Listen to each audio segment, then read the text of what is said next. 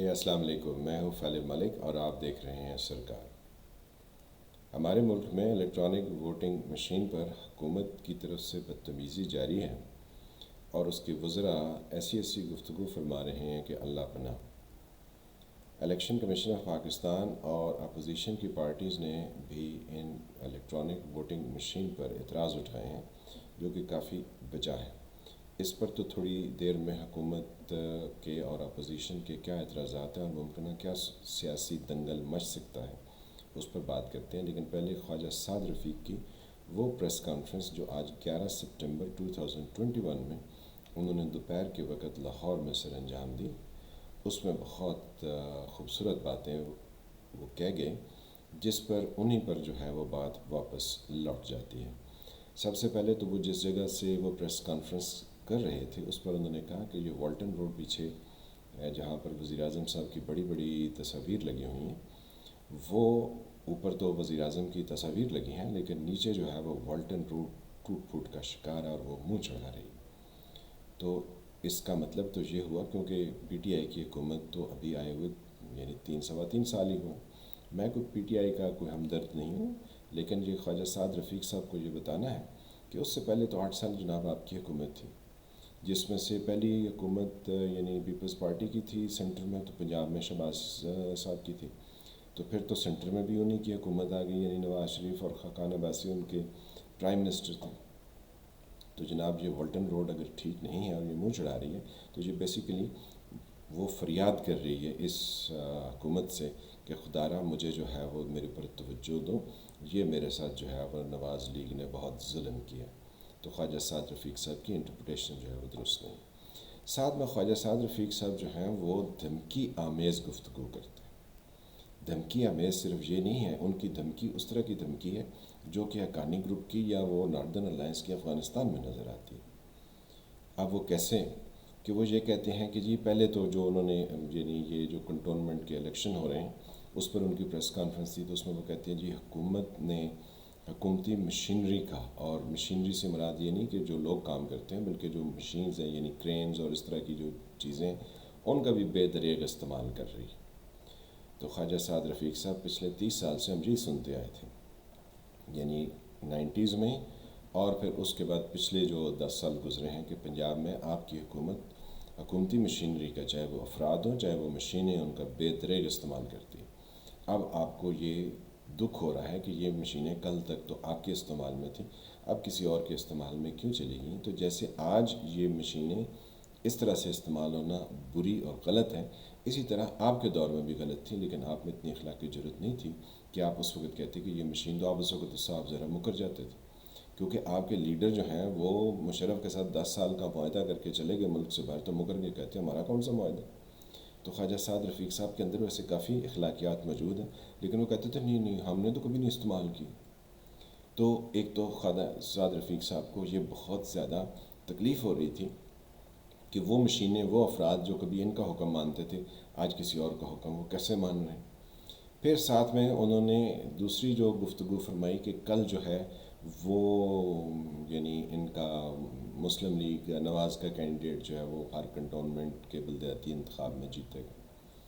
تو ہماری ان سے یہ گزارش ہے کہ کل آپ کا جو نمائندہ ہے یا آپ کے جو نمائندے ہیں وہ نہیں جیت سکیں گے، کیونکہ پنجاب کے لوگ جو ہیں وہ یہ جان چکے ہیں کہ آپ ایک جتھا بردار ہیں۔ آپ کی جو مریم نواز صاحبہ ہیں وہ کہتی ہیں کہ ان کے پاس بڑی ویڈیوز اور آڈیوز ہیں اور وہ ملک کی چولیں ہلا دیں گے۔ تو جناب آپ کے جو صدر پہلے تھے اور ان کے جو اب صدر ان کے بڑے بھائی یعنی نواز شریف صاحب، وہ بھی ایسی دھمکی آمیز گفتگو کر رہے ہیں۔ تو بنیادی طور پر آپ کے اقتدار کے دن چل رہے ہوں تو آپ کے چہرے پر بہت زیادہ جو ہے وہ محبت اور کہہ لیں کہ آپ کے جذبات بڑے اعلیٰ ہوتے ہیں۔ جو ہی آپ سے وہ اقتدار چھن جائے تو جناب آپ جو ہے وہ یعنی ملک کو ہی تہہ و بالا کرنے کے در پہ ہیں۔ تو جناب والا یہ چیزیں جو ہیں وہ اگر آپ کے کینڈیڈیٹ جیت جائیں گے تو یہ جتھا بردار تو پھر جو ہے وہ مضبوط ہو جائیں گے، کیونکہ آپ نے سارے کام جو ہیں وہ جتھوں والے کیے ہیں۔ اب آپ وہ سیف الرحمان کو ہی لے لیجئے، وہ انہوں نے اپنی بیٹی کی شادی جو ہے وہ مریم صاحبہ کے بیٹے سے کر دی. تو یہ بیسیکلی یعنی ایک دوسرے کو نا، میں تیرا حاجی بگو تو میرا قاضی بگو، یعنی اس نے کہا کہ میں تمہیں حاجی جی کہوں گا، تو مجھے قاضی قاضی کہنا تو لوگ ہمیں نیک سمجھیں گے. تو آپ نے بیچ میں اپنی ہی جو ہے نا وہ چیزیں جوڑی ہوئی ہیں، کیونکہ ایک دوسرے سے آپ الگ ہو جائیں گے تو آپ کی اندر کی کہانیاں بکھر جائیں گی. اس لیے آپ ان کو یہ جو رشتے ہیں ان یہ کر کے اپنے اندر کی کہانیاں اپنے اندر ہی دبا لیں گے. کیونکہ وہ منو بھائی نے کہا تھا کہ چوراں ڈاکوؤں کو لو، چوراں ڈاکواں بارے کی پوچھ دیو، اے تو ان کی دسن گے، جے تو ان کچھ دسن گے تو جنج وسدین پھر انج کنج وسن گے. تو جناب آپ سارے جتھا بردار ہیں، اس لیے عوام آپ کو جان گئے ہیں، اور پنجاب کے عوام بہت انٹیلیجنٹ ہے. ان کو یہ پتہ چل چکا ہے کہ آپ صرف اپنا جو ڈیل کا پروسیس ہے اس کو سپیڈ اپ کرنے کے لیے اور اپنے حق میں بہتر ڈیل کرنے کے لیے یہ سارے ٹیکٹکس استعمال کرتے ہیں. اب اس کے ساتھ جو ہے جب وہ ووٹنگ مشین پر بات لے کر آئے تو انہوں نے کہا جی کہ حکومت جو ہے وہ ایک مشترکہ اجلاس سے یہ تمام یعنی قانون سازی کرنا چاہتی ہے کہ یہ ووٹنگ مشینز آ جائیں. تو اس کے خلاف کون کھڑے ہو جائیں؟ ججز کھڑے ہو جائیں، وکیل کھڑے ہو جائیں، سول سوسائٹی کھڑی ہو جائے. تو جہاں تک ججز کی بات ہے، آپ کی وہ پولیٹیکل پارٹی ہے جس نے ججز کو نوکری کے اندر اپنے بینیفٹ کے لیے استعمال کیا اور ان سے وعدے کیے کہ جو ہی آپ نوکری سے نکلیں گے تو ہم آپ کو جو ہے وہ پولیٹیکل بینیفٹ دیں گے. تو جناب آپ نے 5 ججز کو تو سینٹ میں آپ لے گئے. پھر سید زمان صدیقی صاحب کو آپ نے پہلے صدارت کا الیکشن لڑوایا، جب وہ ادھر سے ہار گئے تو ان کو گورنر کا عہدہ جو ہے وہ کراچی میں دے دیا. پھر اس سے پہلے جو جج آپ کے لیے انجینئرنگ کا کام کرتے رہے، یعنی سجاد علی شاہ کے خلاف جو سارا کچھ پلان تیار کر کے لائے سپریم کورٹ میں، وہ آپ کے رفیق تارڑ صاحب، ان کو آپ نے صدر پاکستان بنا دیا. تو جناب جوڈیشری میں اب آپ کو یہ لگ رہا ہے کہ آپ کے اختیار سے وہ سب چیزیں نکل رہی ہیں جو آپ کو بینیفٹ دیتی تھیں. تو اس لیے اب آپ جو ہے وہ وہاں پر کچھ ججوں کی آپ حمایت کر کے ان کی نیک نامی کو داغدار کر رہے ہیں، جیسے آپ قاضی فائز عیسیٰ صاحب کی نیک نامی کو داغدار کر رہے ہیں. کیونکہ ان کا آپ سے کوئی تعلق نہیں ہے ایٹ پریزنٹ، لیکن آپ ان کی جس طرح سے حمایت کر رہے ہیں، آپ انہیں کہتے ہیں وہ آپ کے اوبلائزڈ ہو جائیں اور پھر وہ آپ کے لیے بھی کام کریں اور پھر کل آپ انہیں کوئی بینیفٹ دیں. تو جناب آپ کی جوڈیشری کا تو یہ عالم ہے. وکلاء آپ کی اس طرح کی جتھے بازیوں کو بہت آسانی سے پہچان چکے ہیں. وہ آپ کے لیے کسی طریقے سے وہ کام نہیں کرنے والے ہیں جو کہ پہلے ہوتا رہا ہے. کیونکہ پہلے جو ہے وہ لوگ یہ سمجھتے تھے کہ شاید آپ واقعی ہی جو ہے وہ آپ کے اندر کچھ بہتر کرنے کی ہے. لیکن پچھلے جو 1.5-2 سال میں آپ نے گفتگویں فرمائی ہیں اور اس کی روشنی میں وہ پچھلے آپ کے اقتدار کے ماہ و سال دیکھتے ہیں تو انہیں پتہ چل جاتا ہے کہ آپ ایک گروہ بندی کا شکار ہیں، الطاف حسین کی طرح. آپ نے اپنے اپنے جتھے بنائے ہوئے ہیں اور آپ ان جتھوں کے ذریعے کام کرتے ہیں. تو جناب والا سول سوسائٹی بھی آپ کے ساتھ نہیں کھڑی ہونے والی ہے، کیونکہ سول سوسائٹی کو بھی یہ اندازہ ہو گیا کہ اگر اس طرح کے جتھا بردار اور وارڈ لارڈز کا اگر ہم ساتھ دیں گے تو ہم پریکٹیکلی اپنے معاشرے کو کمزور کر لیں گے.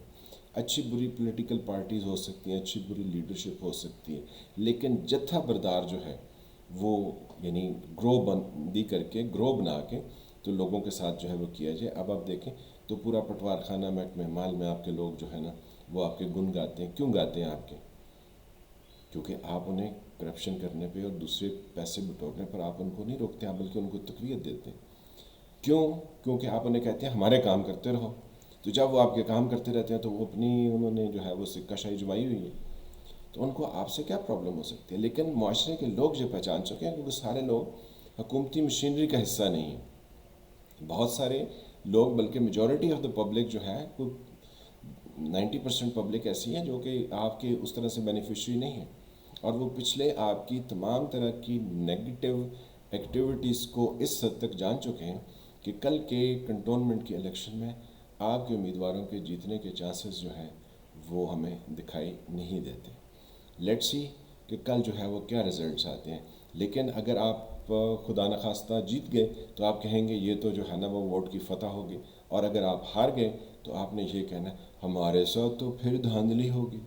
کیونکہ آپ ماننے والے لوگوں میں سے نہیں ہیں۔ تو کل ذرا اچھی طرح پہرا دیجئے اور اچھی طرح سے ان کے جو آپ کے ووٹ ہیں اس کی لسٹیں آپ لے لیجئے گا، تاکہ آپ جو ہے وہ یہ دوبارہ سے الزام نہ دیں۔ جہاں تک ووٹرز ہیں وہ بھلے جس کو مرضی ہے ووٹ دیں، لیکن ان جتھا برداروں کو ووٹ مت دیں جو کہتے ہیں ہمارے پاس تو آڈیو ٹیپس ہیں، ہمارے پاس تو ویڈیو ٹیپس ہیں، ہم باہر لے آئیں گے تو طوفانیں جو ہے نا پتہ نہیں کیا مچا دیں گے۔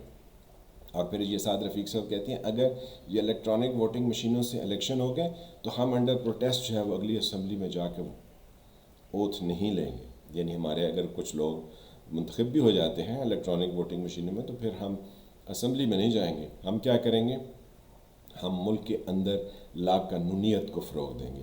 یہ ہے وہ ان کا ایجنڈا جس سے ہم انہیں کہتے ہیں کہ یہ گروہ بندی کا شکار ہے۔ یہ وہ لوگ ہیں جنہوں نے اپنے اپنے گروہ بنائے ہوئے ہیں۔ تو جتھا برداروں کو ووٹ دینے کی جو ہے وہ ضرورت نہیں ہے، آپ اپنے ووٹ کو ضائع مت کیجیے، چاہے آپ کسی اور کینڈیڈیٹ کو دے دیں، لیکن یہ جتھے والے لوگ، اور پی ٹی آئی میں بھی جتھا برداری چل رہی ہے، ان کے 3 سال میں اتنے جتھے بن گئے ہیں جتنے ان کے 8 سال میں بنے ہیں۔ تو پی ٹی آئی سے بھی تھوڑا اجتناب کیجیے، کیونکہ وہ بھی جتھا بردار ہے۔ ان کے وزراء کی آپ دیکھیں تو ان کی ایسی ایسی گفتگو ہے کہ اللہ پناہ، ان کے اندر بھی فرعون بولتا ہے۔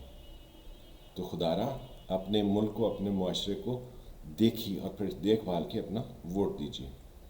ملتے ہیں کسی اگلے ویلاگ کے ساتھ، تب تک کے لیے خدا حافظ۔